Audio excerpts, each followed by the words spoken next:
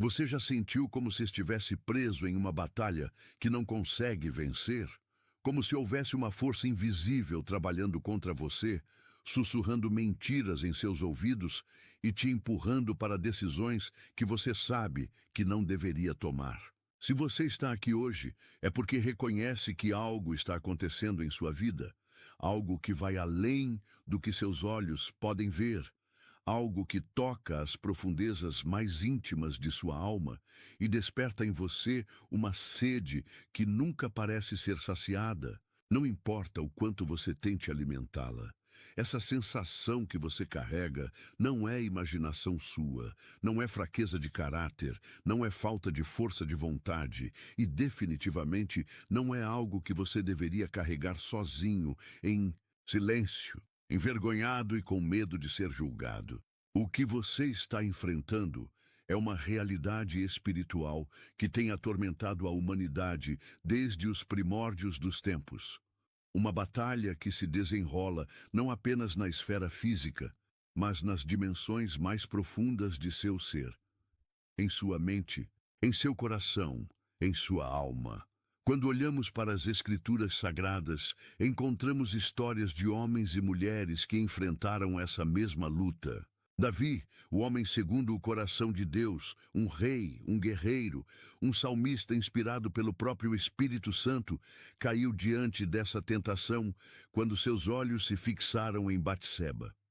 Sansão, dotado de força sobrenatural pelo Altíssimo, foi derrotado não por exércitos inteiros, mas por uma batalha que começou em seu coração e terminou em seus braços, quando Dalila cortou seus cabelos. Salomão, o homem mais sábio que já existiu, aquele a quem Deus concedeu sabedoria sem igual, permitiu que essa força destrutiva corrompesse seu coração e o afastasse do Senhor através de suas muitas esposas e concubinas. Esses não eram homens fracos, eram gigantes espirituais, líderes, pessoas escolhidas por Deus para propósitos específicos e poderosos. No entanto, todos eles descobriram que existe uma guerra acontecendo, uma guerra que não é travada com espadas e escudos, mas sim nas profundezas do coração humano, onde os desejos mais primitivos e as tentações mais sedutoras encontram terreno fértil para crescer e se multiplicar. O apóstolo Paulo, esse grande homem de Deus que foi arrebatado ao terceiro céu, que plantou igrejas por todo o mundo conhecido, que escreveu grande parte do Novo Testamento sob inspiração divina, ele mesmo confessou essa luta quando disse: porque não faço o bem que quero, mas o mal que não quero, esse faço. Ora, se eu faço o que não quero, já o não faço eu, mas o pecado que habita em mim. Paulo entendia que há uma força trabalhando contra nós, uma força que conhece nossos pontos fracos melhor do que nós mesmos conhecemos. Você precisa entender que o que você está enfrentando não é apenas uma questão de disciplina pessoal ou autocontrole. Não é apenas sobre força de vontade ou determinação.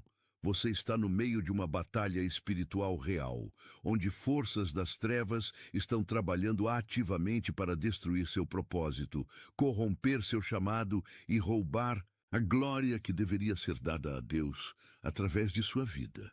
Essas forças conhecem o poder que existe dentro de você, conhecem o potencial que Deus plantou em seu coração e por isso trabalham incansavelmente para perverter e distorcer os desejos que Deus criou para serem puros e santos.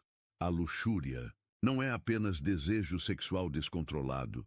Vai muito além disso. É uma perversão do amor, uma distorção da intimidade que Deus criou para ser sagrada e santa. É uma sede que nunca pode ser saciada porque está buscando satisfação em lugares onde a verdadeira satisfação jamais pode ser encontrada. É como tentar apagar a sede com água salgada. Quanto mais você bebe, mais sede você sente e, eventualmente, você morre de desidratação mesmo estando cercado de líquido. O demônio da luxúria trabalha de forma sutil e progressiva. Ele não chega até você de uma só vez, exigindo que você abandone completamente seus valores e sua fé. Não. Ele é muito mais inteligente que isso. Ele trabalha através de pequenas concessões, pequenos compromissos, pequenas racionalização que parecem inofensivas no momento, mas que gradualmente constroem uma fortaleza em sua mente e em seu coração. Ele sussurra mentiras que soam quase como verdade, planta pensamentos que parecem vir de você mesmo e aos poucos vai moldando sua perspectiva até que você comece a ver o mundo através dos olhos dele.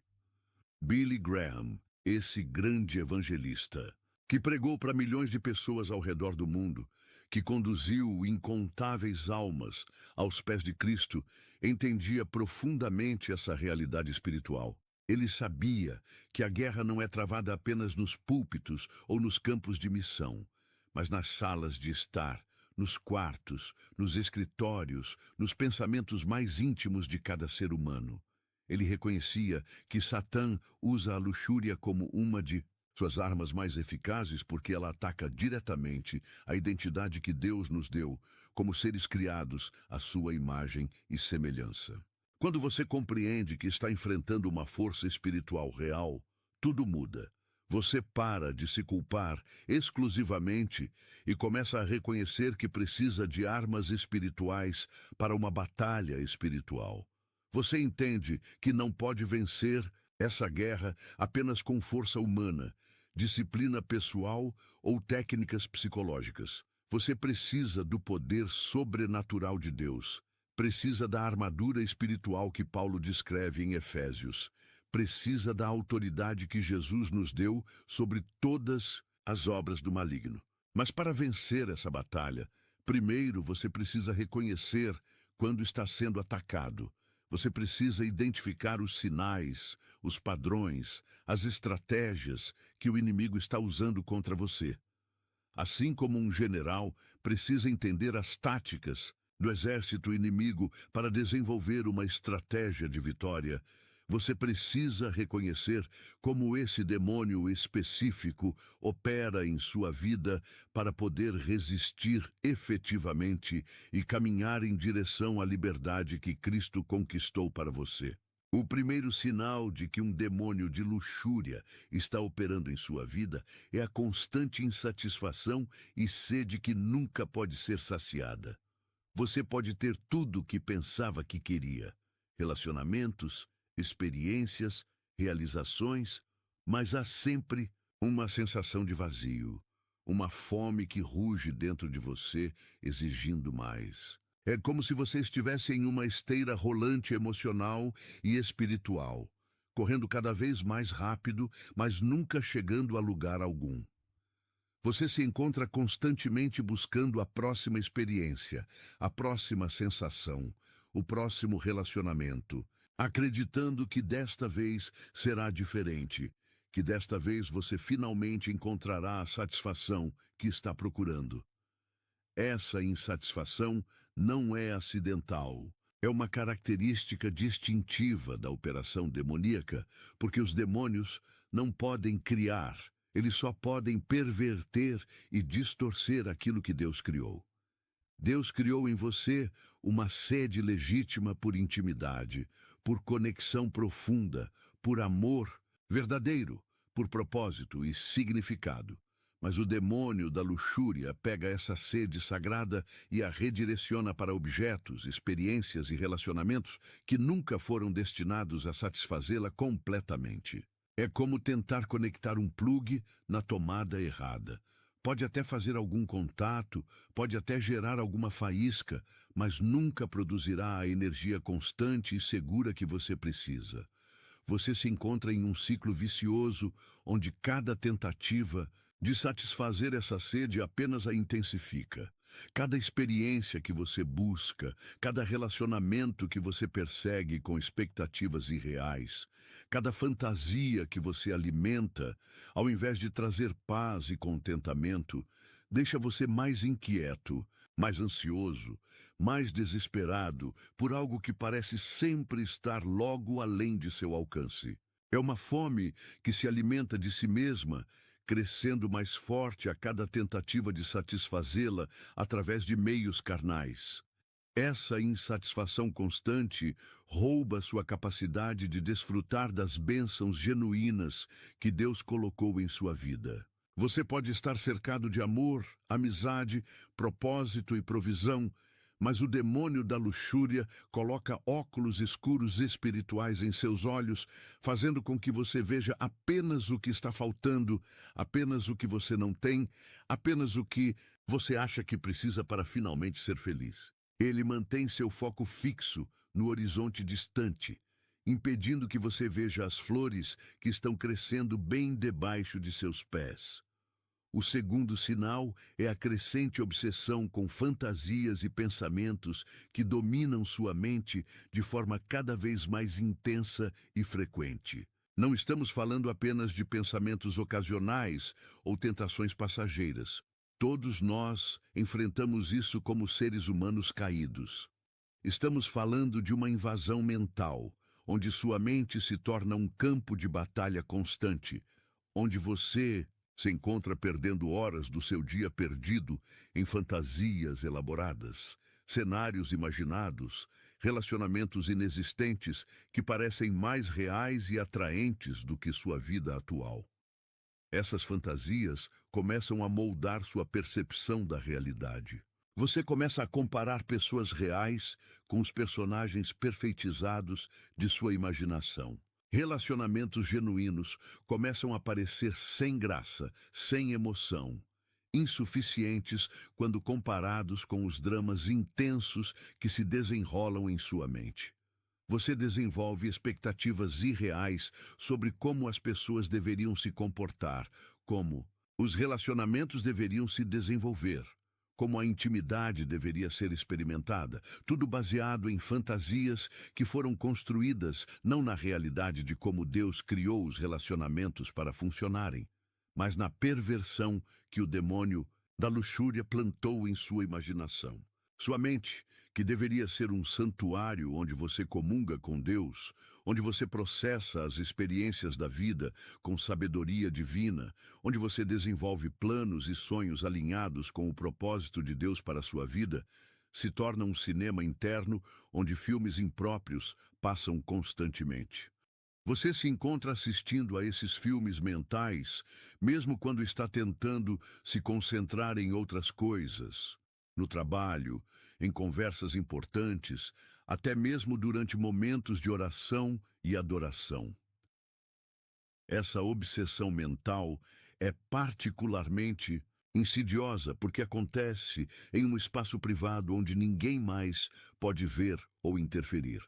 É um cativeiro secreto, uma prisão invisível, onde você pode estar fisicamente presente em sua vida normal, mas mentalmente ausente, vivendo em um mundo de fantasia que gradualmente se torna mais atraente e mais real do que a vida que Deus colocou diante de você.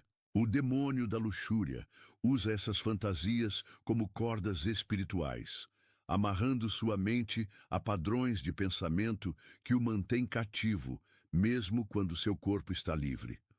O terceiro sinal é a erosão gradual, mas persistente de seus padrões morais e valores espirituais, onde coisas que antes você considerava inaceitáveis começam a parecer não tão ruins assim. É como se você tivesse um termostato moral interno que está sendo ajustado gradualmente, grau por grau, de modo que você nem percebe o quanto a temperatura mudou até que seja tarde demais. Comportamentos, pensamentos e atitudes que antes faziam você se sentir desconfortável, que tocavam sua consciência e ativavam seus alarmes espirituais, agora passam despercebidos ou até mesmo se tornaram parte de sua rotina normal. Você começa a racionalizar comportamentos que antes reconhecia claramente como pecado. Encontra justificativas elaboradas para escolhas que sabe em seu coração que não estão alinhadas com os valores que professa. Desenvolve uma teologia conveniente que permite que você mantenha uma aparência de espiritualidade enquanto secretamente abraça padrões que contradizem a palavra de Deus. É como se você tivesse dois sistemas de crenças operando simultaneamente E um para o público, que soa piedoso e correto, e outro para o privado, que permite toda sorte de compromissos e concessões. Essa erosão não acontece de uma vez. O demônio da luxúria é paciente e estratégico. Ele sabe que se chegasse até você pedindo para abandonar completamente sua fé, você resistiria imediatamente. Então, ao invés disso, ele trabalha através de pequenas concessões, pequenos compromissos que parecem insignificantes no momento. É só desta vez. Não está machucando ninguém. Deus entende minha situação. Todos fazem isso. Essas são as sementes que ele planta em sua mente. E lentamente, essas sementes crescem até se tornarem árvores gigantescas que bloqueiam sua visão da santidade de Deus. Você pode perceber que está se tornando mais crítico em relação a pregações sobre pureza e santidade. Mensagens que antes tocavam seu coração e o motivavam a buscar uma vida mais santa, agora o irritam ou o fazem se sentir desconfortável. Você pode começar a evitar certos versículos da Bíblia, certas músicas de adoração, certas conversas espirituais, porque elas ativam uma tensão interna entre quem você sabe que deveria ser e quem você se tornou. O quarto sinal é a crescente dificuldade de manter relacionamentos genuínos e profundos, especialmente com pessoas que poderiam ajudá-lo a crescer espiritualmente. O demônio da luxúria trabalha para isolá-lo, porque ele sabe que você é mais vulnerável quando está sozinho. Ele sussurra mentiras sobre como as pessoas o julgariam se soubessem sobre sua luta. Como você perderia relacionamentos importantes se fosse honesto sobre o que está enfrentando. Como é melhor manter essas coisas em segredo para proteger tanto você quanto as outras pessoas. Você pode notar que está se afastando de amigos cristãos maduros, de mentores espirituais, de líderes em sua igreja que poderiam oferecer sabedoria e apoio. Conversas profundas sobre crescimento espiritual se tornam desconfortáveis porque você sabe que há áreas de sua vida que não suportariam o escrutínio da luz. Você pode começar a preferir relacionamentos superficiais, onde você pode manter suas máscaras no lugar, onde ninguém faz perguntas difíceis, onde você pode projetar uma versão editada de si mesmo. Ao mesmo tempo, você pode se encontrar gravitando em direção a relacionamentos que alimentam ou pelo menos não desafiam seus padrões problemáticos. Pessoas que compartilham suas lutas, mas não têm interesse em superá-las. Ambientes onde comportamentos questionáveis são normalizados. Comunidades online ou offline que reforçam ao invés de desafiar os padrões de pensamento que o mantêm cativo. O demônio da luxúria sabe que más companhias corrompem bons costumes, e ele trabalha para cercá-lo com influências que o puxam para baixo ao invés de elevá-lo. Esse isolamento não é apenas social, mas também espiritual. Você pode se encontrar evitando momentos de oração profunda, tempo na palavra de Deus, adoração genuína, porque essas atividades criam um contraste muito forte entre a presença santa de Deus e a condição de seu coração. É como se você estivesse vivendo em dois mundos diferentes. Um onde você mantém as aparências espirituais e outro onde você alimenta secretamente padrões que sabe que entristecem o coração de Deus. O quinto e mais perigoso sinal é a perda progressiva da sensibilidade espiritual e da capacidade de ouvir a voz de Deus com clareza. Sua consciência, que antes era como um alarme de incêndio sensível que disparava ao menor sinal de perigo espiritual, agora está abafada, com o volume reduzido, como se alguém tivesse colocado algodão em seus ouvidos espirituais. Coisas que antes o incomodavam profundamente agora mal registram em sua consciência. Você pode estar fazendo coisas que sabe que não deveria fazer, mas não sente mais aquela dor aguda no coração que costumava sentir quando se afastava dos caminhos de Deus. Essa dessensibilização espiritual é talvez o aspecto mais perigoso de toda a operação demoníaca, porque ela corta sua linha de comunicação com Deus. É como se o demônio da luxúria tivesse instalado um dispositivo de interferência em sua vida espiritual, criando estática e ruído que tornam difícil distinguir entre a voz de Deus e as vozes de sua própria carne, do mundo e do próprio inimigo. Você pode ainda participar de atividades religiosas, ainda usar a linguagem da fé, ainda manter certas práticas espirituais, mas há uma desconexão, uma distância entre você e Deus que não costumava existir. Essa perda de sensibilidade afeta sua capacidade de discernimento espiritual. Você pode se encontrar tomando decisões importantes sem buscar genuinamente a direção de Deus ou buscando, mas não conseguindo perceber claramente sua orientação. Pode começar a confiar mais em sua própria sabedoria, em conselhos humanos, em circunstâncias externas, do que na orientação do Espírito Santo. É como se você tivesse desenvolvido cataratas espirituais que embaçam sua visão do reino, de Deus e de seu plano para a sua vida. Você também pode notar que sua paixão por coisas espirituais, oração, leitura da Bíblia, adoração, evangelismo, serviço, está diminuindo gradualmente. Atividades que antes traziam alegria e energia, agora parecem enfadonhas ou obrigatórias.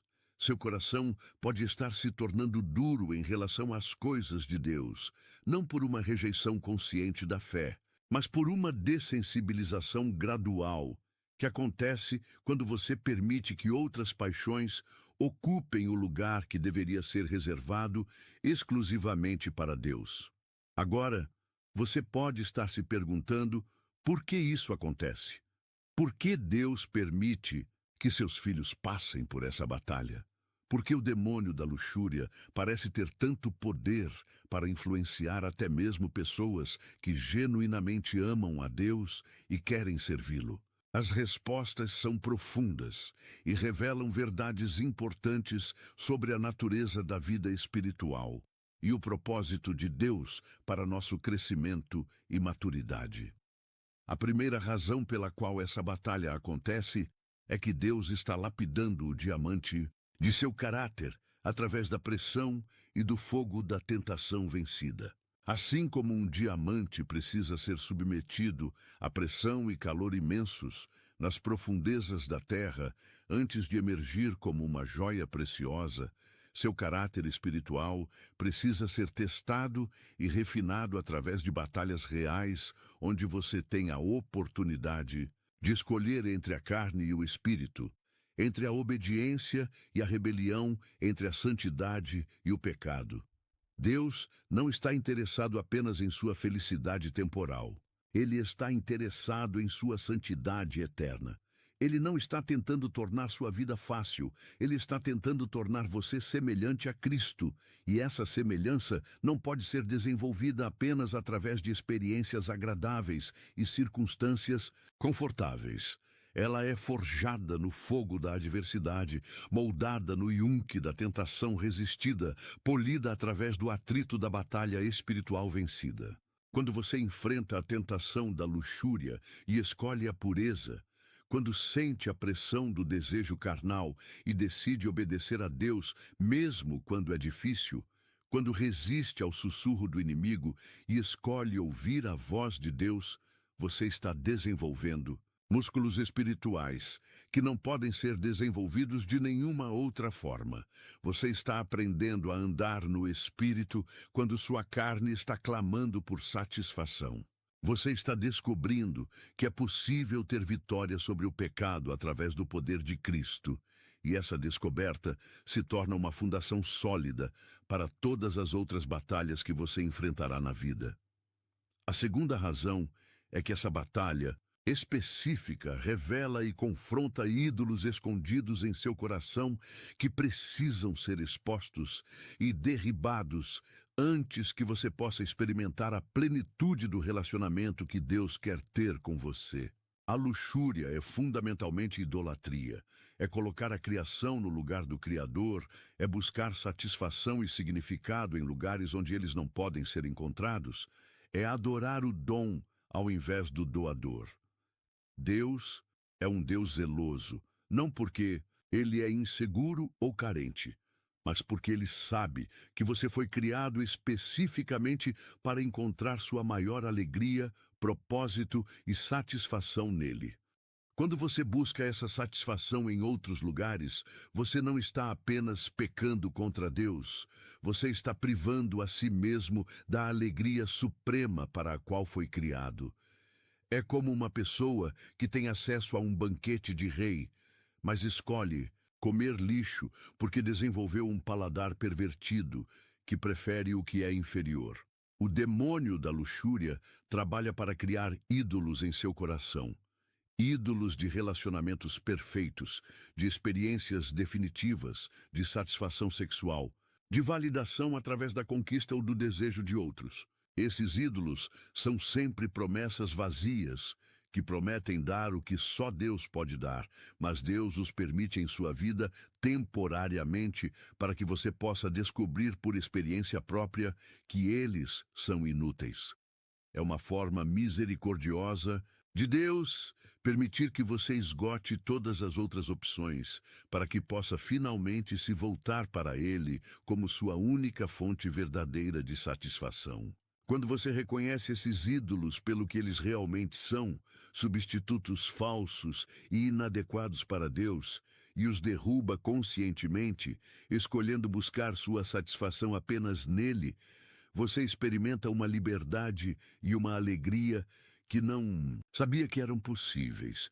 Você descobre que Deus não estava tentando privar você de prazer quando estabeleceu limites morais. Ele estava tentando direcioná-lo para o prazer supremo que só pode ser encontrado em um relacionamento puro e santo com Ele.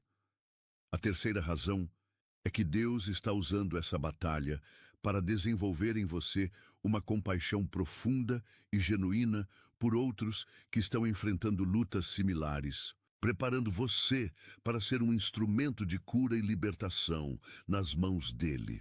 Alguém que nunca enfrentou uma batalha real não pode oferecer ajuda real para alguém que está no meio de uma guerra. Você não pode dar o que não tem, e não pode guiar alguém por um caminho que você mesmo nunca percorreu. Deus está permitindo que você enfrente essa luta não apenas para seu próprio crescimento, mas para que você possa se tornar uma ferramenta útil em suas mãos para alcançar outros que estão presos nas mesmas correntes que uma vez prenderam você. Sua futura vitória se tornará um testemunho poderoso do poder libertador de Cristo.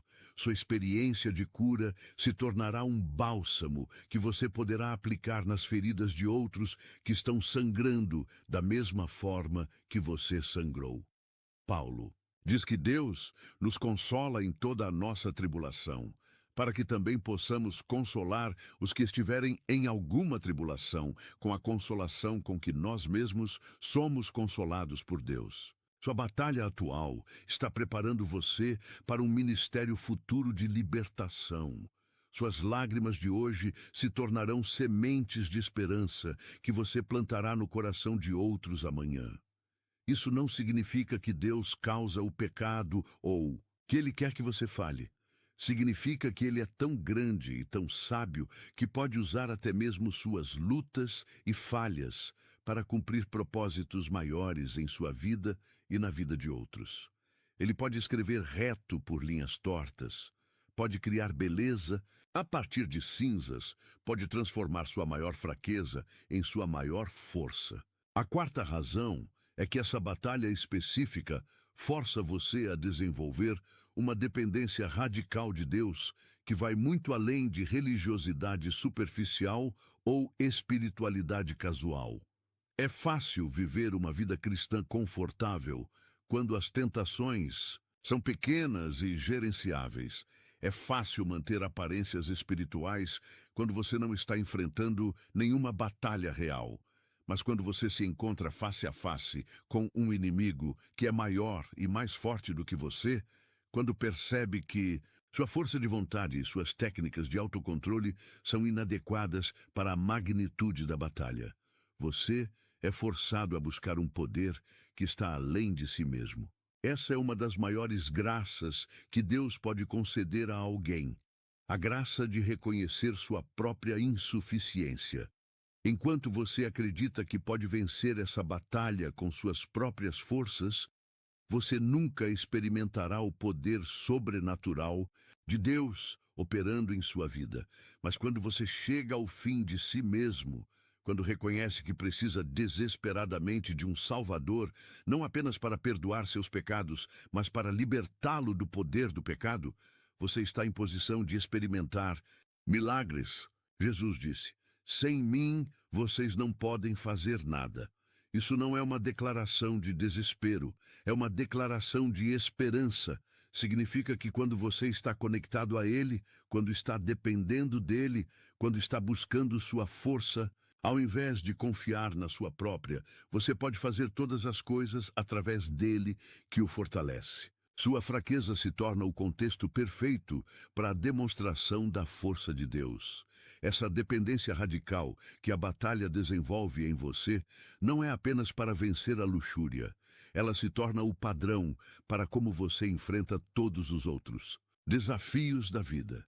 Você aprende a orar com urgência real, ao invés de apenas recitar palavras vazias. Você aprende a estudar a palavra de Deus como se sua vida dependesse disso, porque você percebe que realmente depende.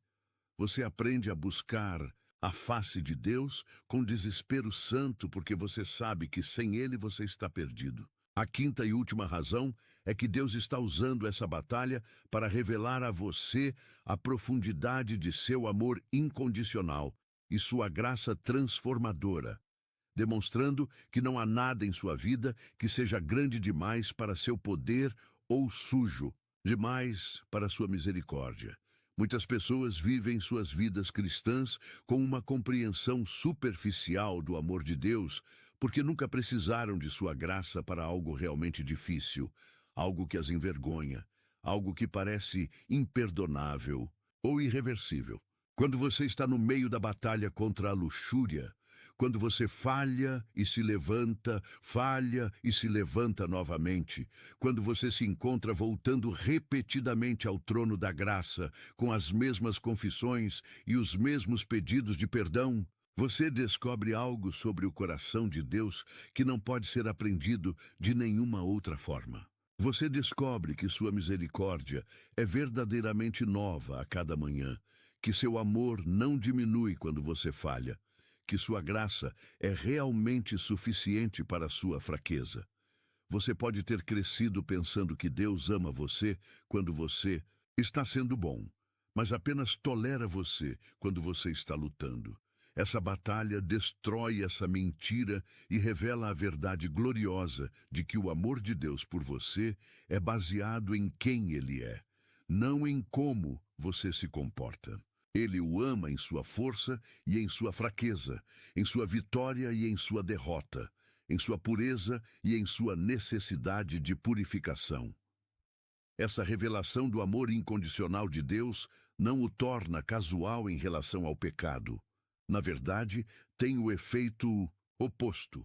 Quando você realmente compreende o quanto Deus o ama apesar de sua luta, quando você experimenta sua graça de forma pessoal e poderosa, isso quebra seu coração de uma forma que o torna mais determinado do que nunca a viver de uma maneira que honre esse amor. Você não obedece por medo de punição, mas por gratidão por graça. Você não busca pureza para ganhar o amor de Deus, mas porque já tem esse amor e quer refleti-lo em sua vida. Mas aqui está a verdade gloriosa que quero que você compreenda. Hoje, você não precisa permanecer cativo dessa batalha. Você não foi criado para viver derrotado, oprimido, controlado por forças que são contrárias ao plano de Deus para a sua vida. Jesus Cristo veio para destruir as obras do diabo, para libertar os cativos, para proclamar liberdade aos prisioneiros. A mesma ressurreição que quebrou o poder da morte sobre a vida de Jesus está disponível para quebrar o poder do pecado sobre a sua vida. A vitória não vem através de força de vontade ou técnicas de autoajuda. Ela vem através de um relacionamento vivo e dinâmico com Jesus Cristo, onde você aprende a andar no poder do Espírito Santo, ao invés de tentar lutar suas batalhas na força da carne. Ela vem através de uma comunidade genuína, onde você pode ser honesto sobre suas lutas e receber oração, apoio e prestação de contas. Ela vem através de uma vida disciplinada de oração, estudo da palavra, jejum e outras práticas espirituais que mantêm seu coração alinhado com o coração de Deus. A vitória também vem através do entendimento de sua verdadeira identidade em Cristo. Você não é um pecador tentando se tornar santo. Você é um santo que ainda está aprendendo a viver na santidade. Você não é escravo do pecado tentando se libertar. Você é um filho de Deus que está aprendendo a viver na liberdade, que já é sua por direito. Quando você compreende quem você realmente é em Cristo, torna-se muito mais fácil viver de acordo com essa identidade. Lembre-se de que a liberdade é um processo, não apenas um evento. Assim como você não se tornou cativo de uma só vez, você não será libertado de uma só vez. Mas cada vitória, por menor que seja, é uma prova de que o poder de Deus está operando em sua vida, que a obra de libertação já começou, que você está no caminho certo mesmo quando às vezes sente que está tropeçando. Não permita que o inimigo use suas falhas passadas para convencê-lo de que você nunca pode mudar. Não permita que ele use a intensidade da batalha para fazer você acreditar que ela é impossível de vencer. Não permita que ele use a duração da luta para fazer você pensar que Deus desistiu de você ou que você é um caso perdido. Essas são todas mentiras desenhadas para mantê-lo em cativeiro, quando a chave da libertação já está em suas mãos. A chave é Cristo, a chave é a cruz, a chave é a ressurreição, a chave é o poder do Espírito Santo vivendo em você. A chave é a palavra de Deus escondida em seu coração. A chave é a comunhão com outros crentes que podem segurar suas mãos e orar com você através dessa batalha. A chave é a disciplina espiritual que mantém seu coração conectado ao coração de Deus. A chave é a verdade de que você é amado, perdoado, aceito e capacitado pelo próprio Deus do universo. Você precisa entender que esta não é apenas uma batalha pessoal sobre comportamento pessoal.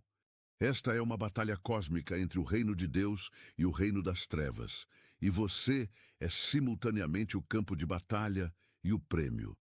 O inimigo quer usar você para desonrar a Deus, para manchar o testemunho do Evangelho, para roubar a glória que deveria ser dada a Cristo através de sua vida. Mas Deus quer usar você para demonstrar seu poder transformador, para mostrar que não existe vida que não possa ser redimida. Não existe cativo que não possa ser libertado. Não existe fortaleza que não possa ser derrubada quando o poder do Altíssimo entra em ação. Sua vitória não será apenas pessoal, ela será profética. Ela será uma declaração para o mundo espiritual de que Jesus Cristo ainda liberta cativos, ainda quebra correntes, ainda transforma vidas. Ela será um testemunho para outros que estão enfrentando a mesma batalha, de que a liberdade é possível, que a mudança é real, que vale a pena lutar por uma vida de pureza e santidade. Mas você precisa entrar nessa batalha com as armas certas.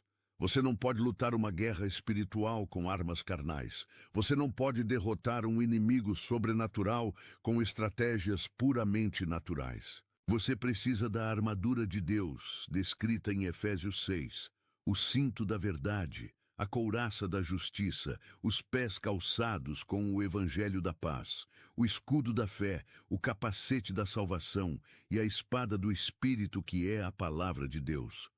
O cinto da verdade significa que você precisa ser brutalmente honesto consigo mesmo e com Deus sobre sua condição.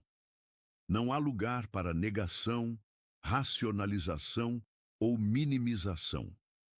Você precisa chamar o pecado pelo nome, reconhecer sua necessidade de libertação e parar de fazer jogos com Deus. A verdade dói, mas ela também liberta.